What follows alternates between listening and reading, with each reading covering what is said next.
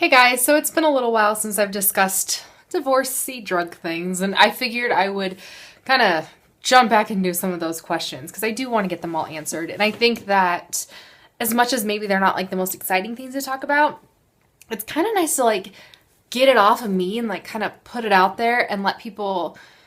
A lot of people have seemed to really be able to relate or just whatever it may be. So I'm gonna keep going with these questions. I just was feeling a little, blah about all of them, but back to it. So, I'm going to do two, so one today, one tomorrow, and the next Saturday and Sunday, and then we'll see how we feel. I'm going to record them all right now because I don't know if the kids that I watch are all of a sudden just like, I'm doing things and I'm wearing them out more. I don't feel like I've changed a lot, or if it's just because it's winter, but like, they're all napping now. So I have like an hour to sometimes 2 hours before you have to go get Deacon where they sleep. Actually, my friend's picking him up today. So, but anyways, all right. So the ones I'm going to do is, when did I first notice any signs? Was there anything before marriage, or did he use before? Dealing with a pregnancy with him on him, and then did my family know, and things like that. So I'm going to cover those 4 topics. I'm going to break them up. And so I think the best one to start with would be the any signs before the marriage, or did he use before we were ever married? And I feel like that's just like a good place to start if you put it in chronological order. So, any signs, did he use before? No, I did not.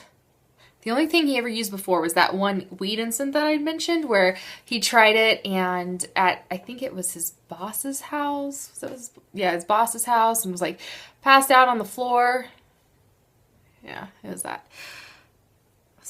That was then. Because that was before that one concert. So that was the only time that I ever knew of anything.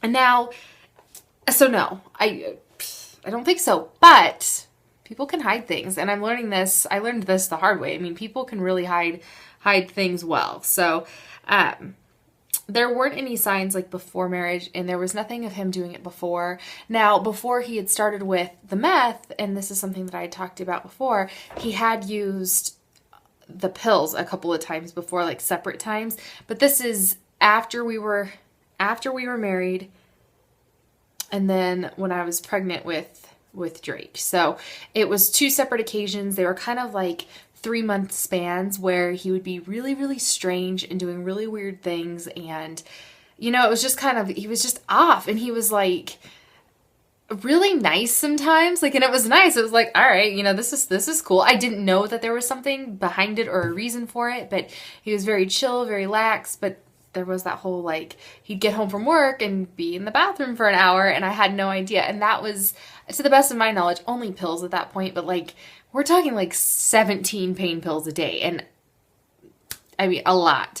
So there was that little run, and then, I sold things, everything got better, and then there was another run. This was when I was pregnant, because I don't think, I need to, like, if I had like a calendar of it all written out, but it's stuff that like I don't want to remember that well, like it's rough stuff. But there was that. You guys probably remember better than I do. It was when I sold all that stuff, because I had a huge sale here on my public Facebook page. It was then, so I guess I could look that up. But anyways, so there was that, and things were better for a little while. It happened again. Things were better for a little while, and I thought he was having like I thought money was just disappearing for like other reasons, and he would tell me he was like lending it out and things like that. But it wasn't.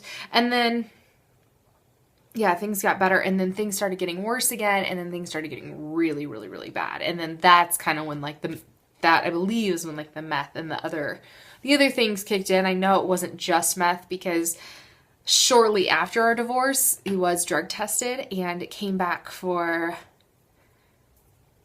meth, something else meth related, cocaine, and I think that was it. He said there was going to be more, but it didn't show up. So that was all of that. And so it was only after we were married. And I think the scariest part about all of it was that, and is that, somebody can change that much.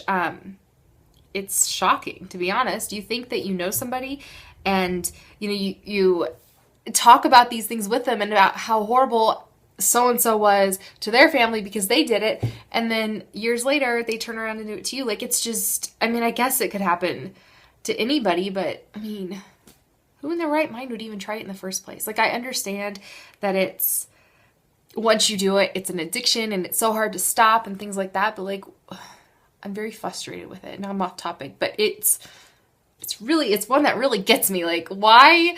I understand it's bad. I understand it's addicting. I understand that it becomes a disease. Like, I get it. Like, I get it. Hello, though. Like, drugs are bad, people. Why would you even do them in the first place? Like, ugh.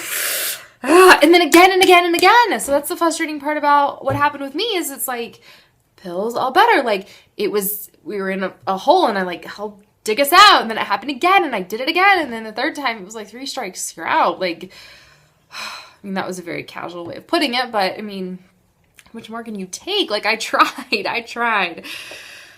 I'm bitter about it. And it's just, it changes somebody. I was actually talking to my sister today on the phone and she was like, have you seen him? Have you heard from him? And I'm like, if you saw him, you wouldn't even recognize him. Like, he's a completely different person. Like, physically, I mean, mentally, he is unrecognizable. His family at this point is just doesn't even know. We don't know him. He is a completely different person. And it's frustrating because it's like, you've had to mourn the loss. And I'll talk about this. I'm going to stress right now. I'll talk about that in another video, but of this person. And physically, he looks way different. Way different. It's kind of almost embarrassing to be like, yeah, I was with that person for 11 years. Like, he's a mess.